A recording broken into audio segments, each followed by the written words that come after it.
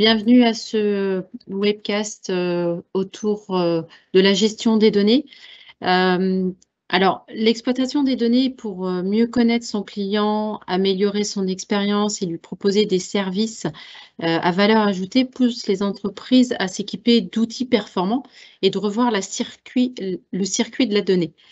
Pour revoir ce circuit, il est nécessaire d'avoir une approche globale pour exploiter pleinement les données de l'entreprise et maîtriser son système d'information. Alors, le terme système d'information prend donc désormais tout son sens avec la data comme principale ressource d'information et de valeur.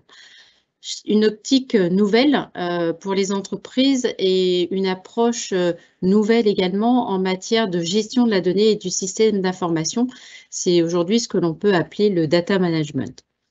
Mais quelle démarche faut-il avoir pour mettre en place une stratégie de gestion des données? C'est ce que je vous propose de voir ce matin avec trois intervenants qui sont avec moi, que je vais laisser se présenter à tour de rôle.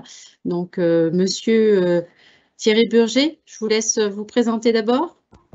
Bonjour à toutes et à tous. Je suis enseignant-chercheur à l'Université de Strasbourg et j'enseigne notamment dans un master qui porte le nom de Management et Data Science. Et j'enseigne à mes étudiants les liens entre le management, la stratégie et la science de la donnée. Bien. Martin ? Oui, bonjour à tous, je suis Martin Hervieux, Chief Innovation Officer chez Digora. Je suis donc à la tête de l'équipe innovation qui s'occupe des nouveaux sujets et également je m'occupe des nouvelles offres pour Digora. Thierry ? Bonjour à toutes et à tous, enchanté et ravi de vous accueillir sur ce webcast. Donc pour ma part, effectivement, Thierry Loul, je suis directeur du développement chez Digora, ce qui regroupe l'ensemble des forces commerciales sur la France, le Luxembourg et le Maroc, les équipes avant-vente, toute la belle équipe marketing et communication qui nous a fait le plaisir d'organiser cet événement. Et puis également l'équipe de Martin et une équipe dédiée davantage à nos nouvelles offres autour du cloud computing. Merci messieurs. Alors, 45 minutes qui seront en trois temps. Un premier temps avec Monsieur Burger, avec son intervention autour de sa vision sur le périmètre de la donnée et plus particulièrement sur la chaîne de valeur de la donnée en entreprise. Un deuxième temps qui sera avec Martin et qui mettra en perspective trois cas d'usage autour de cette gestion de la donnée. Et puis enfin, un troisième temps avec Thierry qui nous apportera des conseils autour de quelle démarche à mettre en place en termes de stratégie de gestion des données, en tout cas. Donc, je vous propose de laisser la main à Monsieur Burger pour qu'il nous présente la création de la valeur du data management en entreprise. Monsieur Burger, à vous. Merci beaucoup, Madame Piellois. Alors, je vais me permettre de faire mon enseignant-chercheur et surtout mon enseignant, et je vais revenir sur 4 points qui me semblent importants pour bien comprendre les liens entre données et la création de valeur dans les entreprises. Les 4 points, ça va être tout d'abord revenir sur les définitions classiques de la data. Ensuite, je vous parlerai de création de valeur via un outil stratégique très connu qu'on appelle la chaîne de valeur. Ensuite, je vous proposerai rapidement de venir sur certaines questions standards qu'on entend souvent dans les entreprises et qui peuvent être parfois un peu déroutantes. Et puis ensuite, je vous parlerai de qualité et de sécurité pour être capable de construire une entreprise basée sur la donnée. Et donc, tout d'abord, et c'est le début de mon propos, on parle de data, de big data, de données dans tous les sens. Et il est vrai que, en particulier avec les développements vraiment très forts de ce qu'on appelle le cloud, du nuagiciel, il y a eu un développement fort en termes de volume, mais également de vitesse par rapport aux données que les entreprises peuvent collecter et utiliser. Après, il faut simplement garder à l'esprit qu'une donnée en soi, c'est juste une information brute. Et cette information brute ne véhicule pas forcément un sens, ce n'est pas une information utilisable dans l'entreprise, mais c'est le fait de collecter un grand nombre de données brutes et de les enchaîner correctement qui va vous donner un message qui fait sens. Si je vous dis par exemple Dupont, simplement en soi, c'est une donnée que vous avez collectée, mais vous ne savez pas si c'est un client, un fournisseur, vous ne savez pas à quelle vitesse ou à quel rythme il achète des services ou des produits chez vous, et donc il faut avoir un ensemble de données qui doivent être correctement enchaînées. Alors généralement, et vous voyez sur cet écran, il y a un grand nombre d'informations, de points auxquels il faut faire beaucoup d'attention en entreprise pour être capable de collecter correctement ces données pour qu'elles soient utilisables. Généralement, on retient 4 critères. Alors en anglais, on utilise l'acronyme FAIR, et en français, on veut simplement dire que ces données doivent avant tout être accessibles, ce qui veut dire que si au sein de l'entreprise, vous souhaitez utiliser une donnée, vous ne devez pas non plus passer 3 jours à remplir des documents administratifs, vous devez être capable de les atteindre, d'y accéder rapidement, bien sûr, en gardant en tête un certain nombre de consignes de sécurité. Ensuite, les données, vous devez être capable de chercher facilement dans la masse de données qui est à votre disposition. Alors, on parle parfois de lacs de données, de mers de données. On s'y perd facilement et donc il vous faut un outil de recherche. Et pour cela, il faut d'abord que vos données soient rangées, empilées, nettoyées de manière correcte. Ensuite, le troisième point qu'il est important de garder à l'esprit, c'est que ces données doivent être interopérables. Ça veut dire qu'entre les différents services au sein de la même entreprise, il est nécessaire que les données soient échangées et donc qu'elles soient présentées selon le même format. Sinon, ça ne sert à rien. Si votre département marketing n'est pas capable de parler avec votre département recherche et développement, si les personnes qui sont en front office ne sont pas capables d'échanger des informations avec les gens en back office, votre collecte de données ne sera pas pertinente. Et enfin, c'est un quatrième point qui est souvent négligé. C'est bien d'avoir une donnée, c'est bien d'être capable d'y accéder, mais enfin, encore faut-il être capable de le faire plusieurs fois. Les données doivent donc être réutilisables, mises à jour, et il ne faut pas à chaque fois être capable, ou vous ne devez pas à chaque fois mettre en place une routine trop compliquée pour être capable de refaire un travail sur une donnée. À partir de là, si vous êtes capable de répondre correctement aux 9 points qui sont sur cet écran, vous avez accès à une masse de données qui fait sens pour l'entreprise et on peut commencer à parler de création de valeur. Le slide suivant, s'il vous plaît. Alors, la création de valeur d'une entreprise, elle se fait historiquement selon une représentation qui est connue, qui est celle de Porter, qui est celle de la chaîne de valeur. Le slide suivant, s'il vous plaît, Patricia. Et donc, cette chaîne de valeur représente simplement toutes les activités de l'entreprise. Je vous ai mis ici cette version vraiment la plus basique pour vous dire, voilà, chaque activité au sein de l'entreprise a un coût, mais également générateur de valeur. Et aujourd'hui, je pourrais même dire que chaque activité au sein de l'entreprise va être une source de données, mais va également générer de nouvelles données qui peuvent être utilisées par les autres fonctions au sein de l'entreprise. Gardez également à l'esprit que vous n'êtes pas seul. Cette chaîne de valeur est partagée avec vos clients, mais également vos fournisseurs, qui eux-mêmes vont être des sources de données. Le slide suivant, s'il vous plaît. Alors historiquement, cette chaîne de valeur était surtout employée pour vous dire il y a certaines fonctions que je vais pouvoir externaliser, faire sous-traiter, confier à des professionnels. La logistique, par exemple, les systèmes d'information. Et il en va de même, en réalité, pour votre collecte et traitement de données. Vous pouvez faire appel à des services externes qui sont plus pertinents, moindre coût que si vous le faisiez vous-même, et qui vont permettre de créer plus de valeur. Le slide suivant, s'il vous plaît, Patricia. Alors, historiquement, il y a certaines entreprises qui se sont illustrées par rapport à leur maîtrise des données dans un service, dans une activité particulière. Alors, il y a une petite animation qui devrait apparaître. Je vous ai mis ici, par exemple, quelques entreprises qui sont très connues pour avoir été particulièrement pertinentes en termes de numérisation et d'utilisation des données, soit dans le service, soit dans la logistique. On parlera bien sûr d'Amazon ou de Dell. On parlera également dans le monde, j'ai envie de dire, administratif, où les GovTech sont en plein développement. Donc, ces technologies basées sur la donnée utilisées par les États, les villes ou les régions. Donc, vous voyez que chacune de ces éléments de cette chaîne de valeur peut être source utilisatrice de données qui font sens. Slide suivant, Patricia. Et en réalité, et c'est le but de mon message, la vraie création de valeur aujourd'hui dans une entreprise, encore un petit clic s'il vous plaît, c'est de mettre en commun les données de l'ensemble de ces fonctions.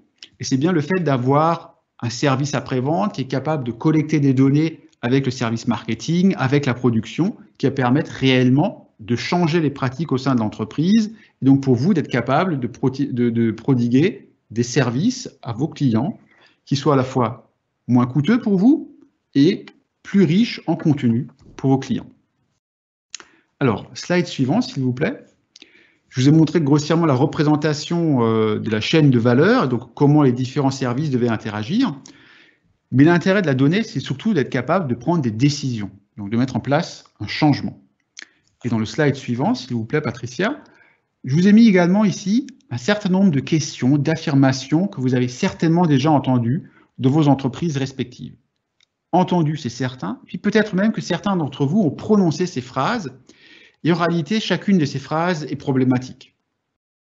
Prenons la première, ce sont les données provenant d'une autre équipe, d'un autre projet. Je ne sais pas qui demander pour les utiliser, comment les obtenir. Et vous voyez ici, situation classique où il n'y a pas de chaîne de valeur autour de la donnée. Chacun collecte son information, celle qui est pertinente juste pour lui. On la cache parce que peut-être qu'il y a eu un coût à cette collecte et donc on n'est pas capable de la redistribuer au sein de l'entreprise. Ça, c'est l'un des points fondamentaux, l'une des limites fondamentales de la science de la donnée également aujourd'hui qu'on rencontre dans les organisations. Alors, je ne vais pas faire tous les points, mais simplement pour vous en donner un autre. La question de la donnée, quand elle nous arrive, elle est obsolète. Évidemment, la collecte de données doit être rapide, son analyse doit être rapide, selon les métiers, au quotidien, ou sur un laps de temps encore plus court. Et si vous n'arrivez pas à faire cela, évidemment, la collecte de données n'a pas réellement d'intérêt. Et sans doute, la dernière phrase, celle qui va faire hurler tous les spécialistes, nous dit « Nous n'avons pas le temps de collecter les données ». Et en réalité, si ce temps, vous l'avez, si vous l'automatisez correctement, si vous avez les bons services support, et surtout, se dire que je ne prends pas le temps aujourd'hui pour collecter et traiter mes données, ça veut dire que vous passez à côté d'une mine de valeur, d'un puisement, d'un gisement de valeur pour votre entreprise. Donc voilà les principaux écueils que l'on retrouve dans la littérature, que les managers nous font remonter, mais qui sont également les points sur lesquels il faut travailler pour être capable d'améliorer le fonctionnement de l'entreprise. Le slide suivant, s'il vous plaît, Patricia. Enfin, le dernier point qui est très important lorsqu'on parle de données, c'est la qualité de la donnée. Donc, est-ce qu'elle est fiable? On peut faire confiance à cette donnée et surtout la sécurité qui est liée à ces données. Qu'est-ce que je peux en faire? Comment je les collecte et à qui est-ce que je suis capable de les transmettre sans difficulté? Slide suivant, s'il vous plaît. Alors, c'est mon dernier slide. On va passer quelques instants là-dessus. Ce qu'il faut aujourd'hui pour avoir une entreprise qui utilise correctement ces données, c'est ce que vous voyez sur le cartouche haut. C'est avant tout d'être capable de collecter, de nettoyer, de normaliser, d'intégrer les données dans le traitement au quotidien de l'entreprise. Pour cela, vous avez besoin d'une infrastructure qui est à jour. C'est le dernier cartouche, c'est tout en bas sur ce graphique, qui est donc un système de stockage, soit chez vous, soit en ligne. Et puis ensuite, de mettre en place un certain nombre soit de logiciels, de routines, qui peuvent être des routines faites par des personnes physiquement ou par des algorithmes, pour être capable de faire le lien entre la qualité de vos données, votre infrastructure, et ensuite, si tout va bien, de prendre les bonnes décisions afin de coller le plus près possible aux besoins de vos propres clients, et puis être capable d'améliorer le fonctionnement de vos processus internes afin de réduire vos coûts. Les entreprises qui arrivent à faire tout cela se disent ensuite data-driven, donc entreprises qui sont pilotées, qui fonctionnent grâce aux données. Merci beaucoup, Patricia. Merci, Monsieur Burger. Alors, j'ai oublié tout à l'heure de préciser à ceux qui sont avec nous, s'ils ont des questions à poser, n'hésitez pas à le faire dans le chat. On y répondra volontiers. Alors, effectivement, data-driven, il n'y a pas de question actuellement, mais moi, j'en ai une, Monsieur Burger, à vous poser. On entend souvent l'expression la donnée, c'est le nouvel or noir dans les entreprises. Est-ce que cela vous semble-t-il justifié, surtout par rapport à ce que vous venez nous dire? Alors, moi, ça me semble pleinement justifié et au moins à deux titres. D'une part, ça me semble pleinement justifié parce qu'aujourd'hui, les entreprises qui sont capables de collecter des données et les utiliser correctement, de nombreuses études le prouvent, elles obtiennent de meilleurs résultats économiques. Alors, ça se joue à pas grand-chose quand on prend client par client ou fournisseur par fournisseur, mais ça permet une optimisation beaucoup plus stricte. Et donc, c'est à partir de là que vous êtes capable de créer de nouvelles marges d'activité, de nouvelles marges de valeur. Donc moi, ça me semble vraiment justifié et on voit clairement que les entreprises similaires qui se font concurrence, mais dont l'une a investi dans la science de données, c'est cette entreprise qui, au bout de 6 mois, 1 an, arrive déjà à se démarquer. Et ensuite, mais c'est un point de vue personnel que j'aime bien faire, parce que quand on parle d'or noir, on pense tout de suite au pétrole.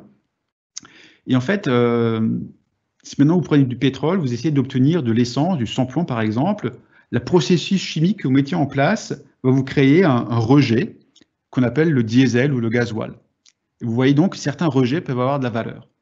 En entreprise, c'est exactement la même chose. Les activités que vous faites déjà au quotidien, eh bien, elles créent un produit joint, un produit secondaire, qui sont les données et qui ont beaucoup d'importance, et il ne faudrait pas les négliger. Donc oui, c'est clairement un nouvel or noir. Ok, merci. Alors, tout à l'heure, vous parliez de décision, mais aussi de sécurité de la donnée dans la dernière partie de votre intervention. Alors, ça tombe bien parce qu'on a différents cas et notamment le premier cas que l'on va partager ou que Martin va partager avec nous, c'est celui qui traite de la sécurité de la donnée. Mais plus particulièrement de ce qui est demandé opérationnellement aujourd'hui au niveau des métiers et de celle de la DSI. Je crois qu'on a eu différents cas d'usage, Martin, chez Digora avec certains clients, et notamment celui de l'accès et de la gestion des privilèges. Est-ce que tu veux bien nous partager ce cas d'usage? Oui, bien sûr. Effectivement, on a une expérience intéressante à partager avec vous chez l'un de nos clients spécialisés dans le data marketing.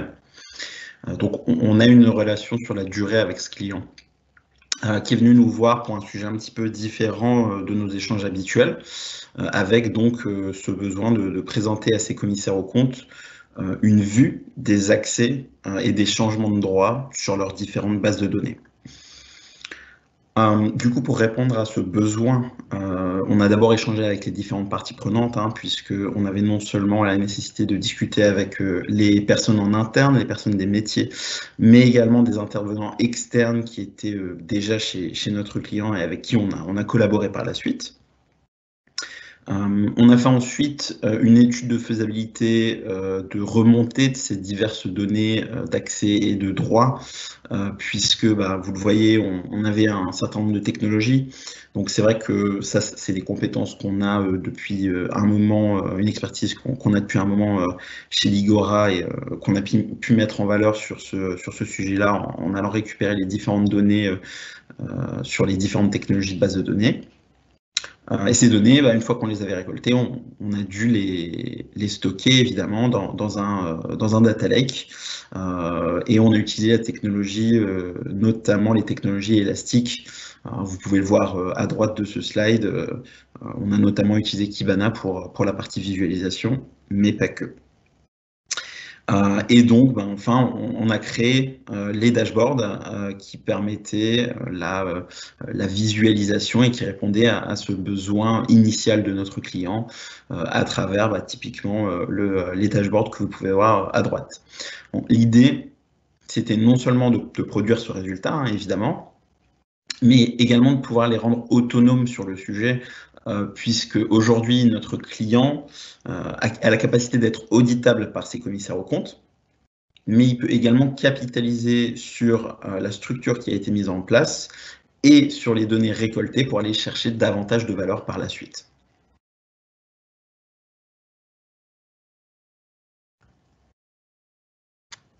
Merci Martin. Monsieur Burger, est-ce que vous voulez réagir par rapport à ce que Martin vient de démontrer ou de présenter plutôt comme cas d'usage autour de la sécurité? Alors oui, autour de la sécurité, et puis surtout cette notion de dashboard qui, moi, me semble vraiment intéressante, parce qu'en fait, c'est l'un des, parmi d'autres, principaux problèmes que rencontrent les entreprises, c'est la capacité à retrouver les bonnes données et à mettre en avant les données pertinentes. Et là, on a tout à fait un exemple, mais qui est vraiment très pertinent, qui nous montre que, avec un bon logiciel, une bonne pratique autour des données, vous êtes capable de répondre rapidement et donc de justifier vos décisions auprès, ici des commissaires aux comptes, mais ça peut être auprès de clients, de principaux clients. Et donc ça montre vraiment l'idée de La donnée doit être disponible, facilement accessible et sécurisée. Merci. Alors, le deuxième cas d'usage, Martin, porte sur la valorisation de la donnée. En effet, une donnée n'a que peu d'intérêt seul. Vous l'avez montré tout à l'heure, Monsieur Burger a montré qu'il y avait de l'interférence entre les il y avait de l'interaction entre les différents métiers aujourd'hui. Donc, c'est la corrélation entre plusieurs données qui va permettre de créer une véritable valeur pour les métiers de l'entreprise. Je crois, comme tu nous as présenté autour de la sécurité, Martin, nous avons eu un cas plus dans le domaine de l'industrie sur cette valorisation de la donnée.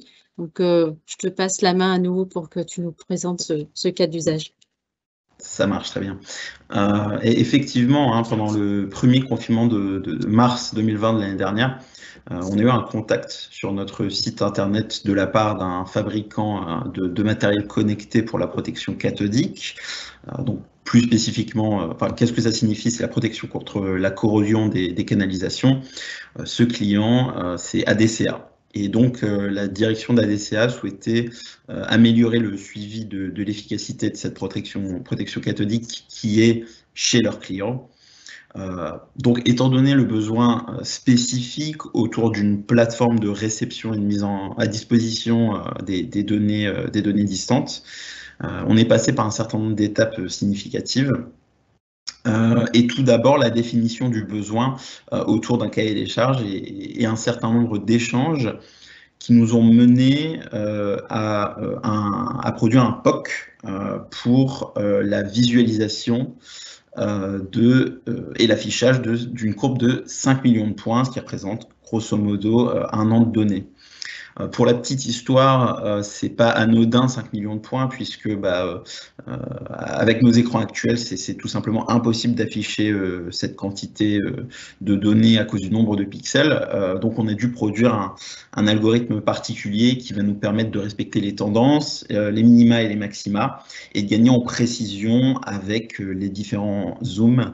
Et attention Patricia, on ne voit plus ton slide, voilà, c'est bon. Donc à partir de là, à partir du moment où on a produit ce POC et on a pu faire la preuve du concept, donc au niveau de cette visualisation de courbe, on a pu passer au développement en soi de la plateforme de gestion et de visualisation des données, avec la collecte de ces données issues des capteurs, leur stockage et leur formatage pour la visualisation, mais également un système d'alerting sur dépassement de seuil notamment, hein, donc des données qui sont anormales, qui sont au-delà ou en deçà de certains seuils, et une identification et une segmentation des environnements clients, ce qui a une importance non seulement pour la partie sécurité, pour s'assurer que les environnements clients sont bien séparés, mais également réfléchir à comment on peut faire en sorte que cette plateforme qui, comme vous le voyez, est aujourd'hui dans le cloud, puisse être déployée on-premise chez d'autres clients. Donc ça a été évidemment au cœur de nos décisions au niveau de l'architecture, et on a mis en place des technologies qui nous permettent de déployer cette plateforme autant dans le cloud que on-premise. Une fois qu'on l'a développé, on a mis en production cette plateforme, donc dans le cloud aujourd'hui, le cloud Azure, et demain, comme vous voyez dans les prochaines étapes, on-premise chez des clients d'ADCA. Aujourd'hui, on a un support applicatif sur cette plateforme, du côté d'ADCA, ce qui leur permet d'avoir une vue récurrente sur les bugs potentiels qui peuvent arriver. Dans l'idée, demain, de capitaliser sur cette première version de la plateforme, créer une seconde version, dans une logique d'idéation continue qu'on avait déjà mise en place dans la première phase, avec de la visualisation encore plus poussée et d'autres fonctionnalités par ailleurs. Et puis oui, pardon, le slide suivant, Patricia, si tu peux le montrer, c'est deux screens du site que nous avons, de la plateforme, et donc là spécifiquement du site web que nous avons produit pour ADCA et qui est aujourd'hui en production. Je te remercie. Merci Martin. Alors je vois qu'il n'y a toujours pas de questions par rapport à ces cas d'usage. Moi j'en ai une pour vous, Monsieur Burger. Donc Martin nous a montré l'importance d'analyser la donnée, surtout dans le cas là d'ADCA. Vous nous avez parlé, vous, d'analytique, d'analyse. Mais en fait, quels sont les principaux pièges que l'on peut rencontrer dans l'interprétation des données aujourd'hui? Alors, dans l'interprétation des données, il y a le piège, j'ai envie de dire, central et que tout le monde fait assez fréquemment ou assez facilement, c'est de confondre la notion de corrélation avec une causalité. Ce n'est pas parce que deux courbes vont dans le même sens, que vous avez deux effets qui apparaissent au même moment, qu'il y a forcément une causalité et qu'il faut agir. Et je pense que c'est principalement là-dessus que les outils, comme ceux que vous avez développés, me semblent pertinents, parce qu'à la fois, il faut des outils visuels pour bien comprendre ce qui se passe, et quelquefois, ces outils visuels sont relativement avancés, comme ceux que vous avez montrés, et à côté de ça, il faut un ensemble d'outils de décision un peu statistiques pour être capable de vraiment comprendre si ce que nous voyons correspond à la réalité ou si on se fait simplement avoir sur un effet d'optique. Et je trouve que l'exemple que Martin vient de présenter est d'ailleurs pertinent là-dessus. Il montre bien que voilà, avec un outil développé sur mesure, on arrive à contourner cet écueil classique. Je me permettrai encore de rajouter un dernier mot sur cet exemple. Ce qui est aussi, je trouve, notable, c'est cette notion que souvent, les dirigeants d'entreprise s'imaginent que si je passe à une entreprise basée sur la donnée, je dois faire immédiatement de très gros investissements, il faut que je change absolument tout dans l'entreprise. Et là, on voit bien que ça passe par une notion de POC, un Proof of Concept. On fait d'abord un premier investissement marginal pour voir si la chose fonctionne, on réfléchit comment l'intégrer par la suite, et après seulement, on fait des vraies modifications en profondeur. Merci. Je pense que le proof of concept, Thierry va y revenir tout à l'heure dans la démarche. Donc, et avant de passer à Thierry, on a un dernier cas d'usage pour Martin, et là qui est beaucoup plus attrait au cloud. Tu as commencé à nous parler de Azure. C'est un vrai enjeu aujourd'hui pour toutes les entreprises et notamment pour les DSI. Aussi pour les directions financières, parce que on s'aperçoit que derrière le cloud, mais derrière le pilotage de la donnée, il y a cette gouvernance de ce qu'on appelle aujourd'hui FinOps. Et donc, pour mieux répondre à ces enjeux de maîtrise de coûts, de consommation de coûts, je crois que tu vas nous présenter un cas que l'on a. Et donc, quelque chose qu'on a développé aussi chez Digora pour nos clients et avec nos clients. Donc, je te laisse la main. Effectivement, on parle ici d'outils donc développés en interne chez Digora pour proposer un service nouveau à nos clients. L'idée, c'est de proposer un suivi des consommations sur 3 cloud service providers spécifiques, OCI, donc Oracle, AWS, Amazon et Azure, Microsoft. Donc, on a décidé de suivre une démarche assez proche de ce qu'on peut proposer en clientèle. Et on a commencé donc sur un POC sur notre propre tenant pour pouvoir mettre en place les bases de tout ce qu'on pourrait développer, ce qu'on a développé du coup pour la mise en production définitive de ce service, de cet outillage FinOps. Les étapes suivantes du coup, ça a été de manière assez logique la collecte des données depuis les tenants de nos clients, de manière journalière et automatisée parce qu'on voulait s'assurer de ne pas perdre de temps à rafraîchir ou à rechercher les bonnes informations sur ces tenants. L'automatisation du déploiement des droits utilisateurs pour nous assurer de normaliser l'accès à ces données. Le développement du coup de tableaux de bord que vous pouvez voir notamment sur la droite, on a aussi quelques exemples en dessous sur nos outils de business intelligence. Pour le coup, chez Digora aujourd'hui, c'est Power BI de Microsoft. Et enfin, l'archivage, évidemment très important pour s'assurer de ne pas perdre de données avec de la redondance pour avoir un petit peu d'assurance de ce côté-là. Donc aujourd'hui, Digora est en capacité d'offrir à ses clients ce service de pilotage de la consommation cloud à travers nos SDM, nos Service Delivery Manager. Et donc, sur les slides suivants, vous pouvez voir quelques exemples de ce qu'on propose d'un point de vue visuel au niveau du FinOps.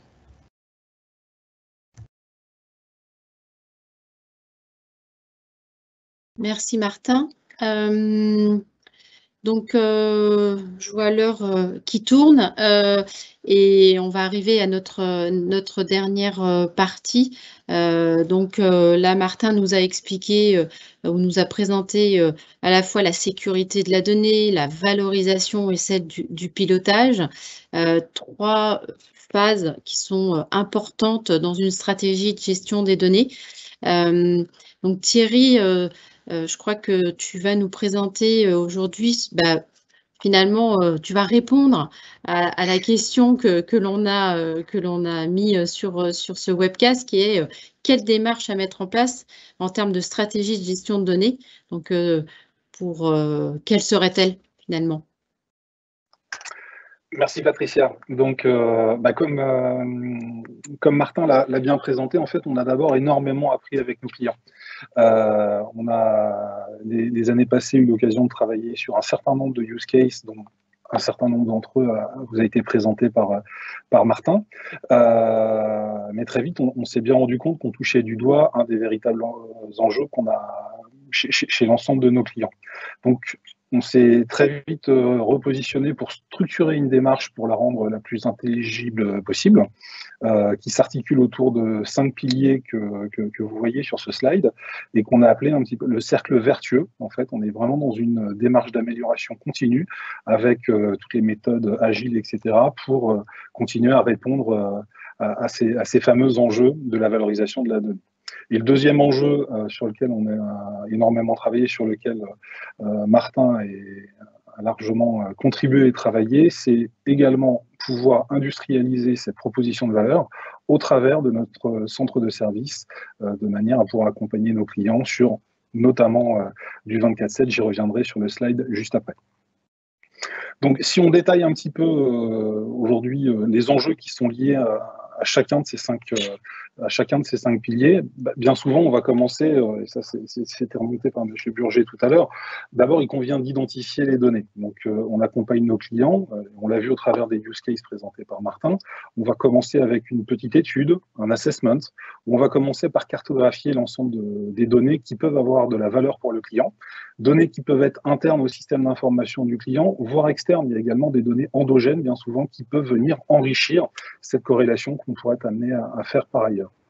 Également, bien sûr, recueillir des données, c'est bien, mais il faut surtout recueillir les besoins fonctionnels et les besoins métiers du client pour savoir comment leur donner sens et leur donner de la valeur. Et c'est là où on va commencer à travailler sur la modélisation des données et les spécifications de traitement. Donc là, on est vraiment sur le premier item, le premier pilier que vous voyez en haut, la partie identifiée. Une fois qu'on a identifié les données et surtout les attentes et la valeur qu'on souhaite leur donner, on va vraiment travailler sur comment la valoriser. Donc la valorisation, entre guillemets, donc la collecte, on les stocke, on les formate, c'est ce qui était présenté précédemment. Donc nous, derrière, ce qu'on va mettre en place, c'est la mise en œuvre d'une structure d'accueil de ces données et des métadonnées. Donc on travaille sur des environnements type base de données ou data lake. Ensuite, derrière, il y a tout ce qui va être l'activation des services de collecte et le développement des traitements pour justement arriver à la création de données à valeur. Et une fois qu'on a ces données à valeur, elles n'ont de sens que si elles sont intelligibles. L'idée, c'est d'avoir la bonne information au bon moment, mais surtout sous le bon format, de manière à ce que ce soit parlant pour la personne. Et donc, on va travailler sur l'aspect visualisation des données.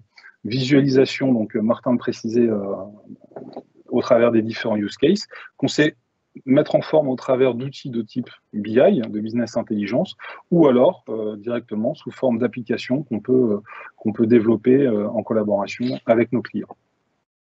Donc une fois qu'on a valorisé, c'est une très grande étape pour nos clients, mais justement, une fois qu'on valorise quelque chose, il convient de sécuriser ce qui a de la valeur. Donc justement, ce qu'on entend par sécuriser dans cette démarche de data management, c'est garantir la disponibilité et l'intégrité de la donnée. C'est des démarches qu'on propose à nos clients au travers de l'analyse de gestion de risque, par exemple, mais de manière aussi simple que parfois sécuriser la base de données et le data lake avec tout ce qui va être gestion d'identité, l'encryption, voire le partitioning de data. Cette démarche de valorisation de la donnée, et là j'arrive sur le pilier qui est opéré, il convient de la motoriser, c'est ce qu'on évoquait également précédemment. Donc la motoriser et assurer le maintien en conditions opérationnelles du service. Donc on va parler de fournir l'énergie nécessaire pour générer tous les data lakes dont on vient de parler par exemple. Donc ça va être la mise en place d'architecture qu'on sait faire sur des clouds publics, qu'on sait faire on-premise chez des clients. On sait également aborder au travers d'architecture hybride. Donc là, on motorise, mais le service, il a de la valeur s'il est disponible. Et donc, c'est là où Digora, depuis des années maintenant, est un acteur phare autour des services managés. Donc là, c'est l'ensemble des équipes, et je le disais précédemment en introduction, tout le travail qui a été fait par l'équipe de Martin pour insuffler cette démarche de data management auprès du centre de service qui assure le maintien en conditions opérationnelles des infrastructures que nos clients nous confient. Et le dernier point, c'est le pilotage, parce que cette démarche, vous l'avez compris, elle se veut vertueuse et itérative, mais pour pérenniser clairement cette démarche l'approche de valorisation de la donnée, il nous est apparu au travers des différents échanges qu'on a eu avec les clients qu'il convient d'y apporter une réelle gouvernance et une attention particulière. Donc, ça se traduit au travers de conseils autour de l'optimisation de l'architecture qu'on a été amené à déployer. Le choix qu'on a fait à l'instant T peut être amené à évoluer parce que le marché évolue, parce que les attentes du client également peuvent être amenées à évoluer. Également, on optimise les services quand on est dans des environnements de type cloud. On va essayer d'optimiser le licensing, les souscriptions. Et puis, également, ce qui a été présenté tout à l'heure par Martin, toute la gouvernance FinOps quand on est dans des environnements cloud, parce que c'est pas parce qu'on crée de la valeur pour nos clients au travers des données qu'on est amené à collecter qu'il faut pas avoir la réflexion de est-ce que je produis ce service de valorisation de données au bon coût et au coût plus juste.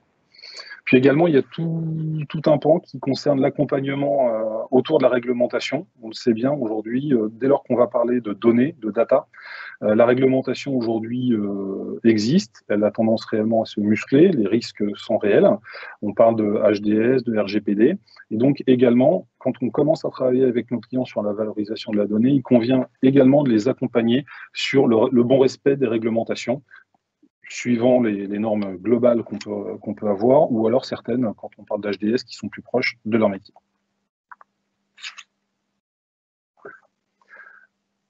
Donc, de manière très pragmatique, l'articulation de ces 5 piliers, comment est-ce qu'on l'envisage chez nos clients?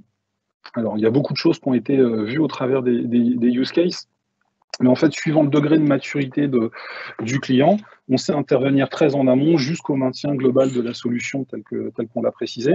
Donc, quand on intervient très en amont, on va intervenir chez nos clients sous forme d'idéation, sous forme d'atelier. Donc là, on est très en amont, on va parler des enjeux métiers. Bien souvent, nos interlocuteurs pressentent qu'il y a un réel besoin, qu'il y a une vraie valeur derrière, mais ils ont des difficultés à la verbaliser. C'est là où on intervient au travers d'ateliers d'idéation avec aussi bien les équipes techniques, mais également avec les directions fonctionnelles. Une fois que le sujet est à peu près défini, on va arriver sur la partie de l'exploration. Donc l'exploration, ça va être la faisabilité technique, mais également avec un retour quand on parle de valeur, il convient aussi de se poser la question du ROI, qu'est-ce qu'on va en retenir. Et puis, ça a été relevé par M. Burger tout à l'heure. Aujourd'hui, on va commencer toujours et systématiquement par un POC. Le POC, le gros intérêt, c'est de valider la solution technique. On part d'un périmètre restreint et on s'assure que ce qu'on a identifié sur les phases en amont nous permette de restituer ce qui est attendu par les directions fonctionnelles ou la DSI. Une fois que cet axe-là est acté de manière très traditionnelle, on va arriver sur la mise en œuvre, le déploiement plus global de la solution. Et puis, l'étape d'après, sur laquelle on propose d'accompagner nos clients, c'est d'en assurer le maintien en conditions opérationnelles avec l'ensemble de la gouvernance et des pilotages qu'on a détaillés dans le slide précédent. Donc, c'est une approche qui se veut pragmatique, simple, mais surtout qui permet d'intervenir à différents stades de maturité. Certains clients nous sollicitent très en amont, d'autres ont déjà franchi quelques marches et ont besoin un petit peu de l'éclairage de Digora pour pour continuer à avancer et prendre justement, moi j'aime beaucoup ce slide avec la piste de course, prendre avantageusement et surtout ne pas rater ce fameux virage de la transformation numérique, puisqu'encore une fois, la valorisation des données, c'est ce qui permet de prendre la bonne décision au bon moment pour nos clients. Merci Thierry. Alors, il n'y a pas de nouvelles questions dans le fil de conversation. Il y en a une à laquelle M. Burger a répondu. Donc, je la précise. Quel changement opérationnel cela implique? M. Burger, peut-être vous voulez développer un petit peu? Alors, d'un point de vue organisationnel et opérationnel, il y a forcément des implications en termes de changement. D'ailleurs, c'est plutôt positif. Si vous me dites, on colle juste ça sur nos activités classiques et on ne fait rien différemment, pas la peine de le faire. Donc oui, il y aura des modifications en termes d'organisation à mettre en place, mais ces modifications, il ne faut pas en avoir peur et elles sont parfois moins profondes que ce à quoi on s'imagine. Ce qu'il faut simplement, c'est être capable de mettre en place une routine, une pratique de collecte, de traitement des données, et puis ensuite des bonnes règles pour être capable de les utiliser. Et ça se fait à tout niveau, au niveau de l'entreprise. Ça se fait au niveau de la direction, mais ça se fait ou ça passe aussi nécessairement par le niveau le plus opérationnel de votre entreprise. Vous ne pouvez pas dire à vos employés, faites ceci pour être capable de collecter les données, et puis ensuite, vous leur donnez jamais les dashboards, des résultats que vous tirez de ces informations-là. Donc, à partir du moment où vous mettez en place ces quelques routines de base, la transformation peut se faire assez facilement. D'autant plus que le sujet aujourd'hui, c'est quand même un sujet dont tout le monde a entendu parler, et donc tout le monde se prépare petit à petit à cette transformation. Alors justement, moi j'ai encore deux questions, s'il n'y en a pas d'autres dans l'Assemblée, on va dire. J'en ai une, c'est est-ce qu'il y a aujourd'hui des entreprises qui n'ont pas ou qui n'utilisent pas leurs données? Alors, qui n'ont pas, la réponse est clairement non, parce que tout le monde a des données ou tout le monde génère des données.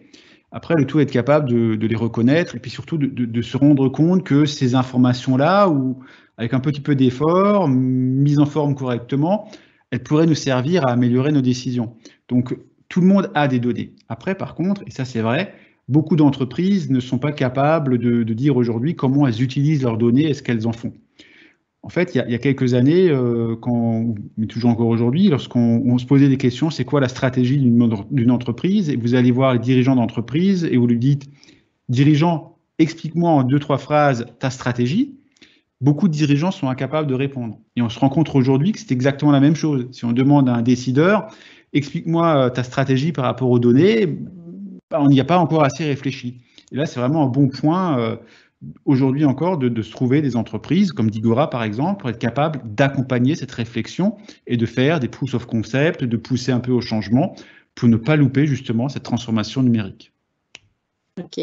Et la dernière qui nous porte à cœur, parce que c'est quelque chose qu'on regarde aussi et qu'on est en train de travailler sur actuellement, la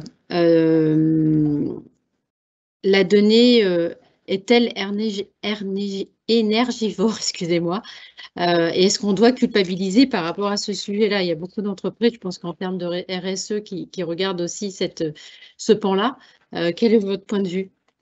Alors, la donnée en soi n'est pas nécessairement énergivore. Il y a un très beau cas qui a été montré juste avant par Martin, justement, qui va un peu dans ce sens-là. Il faut être capable d'optimiser la gestion de cette donnée pour qu'elle consomme le moins d'énergie possible. Après, c'est surtout ce que vous en faites qui va être énergivore. Je pense que comme moi, vous avez lu il y a quelques jours cet article paru dans les Échos où il montrait le coût en termes d'énergie et de pollution de l'utilisation de la blockchain en Chine. Et on se rend compte que la pollution générée par la Chine, rien qu'avec la blockchain, est quasiment équivalent à la pollution générée, toute activité confondue, d'un pays de la taille de l'Italie, ce qui est donc gigantesque.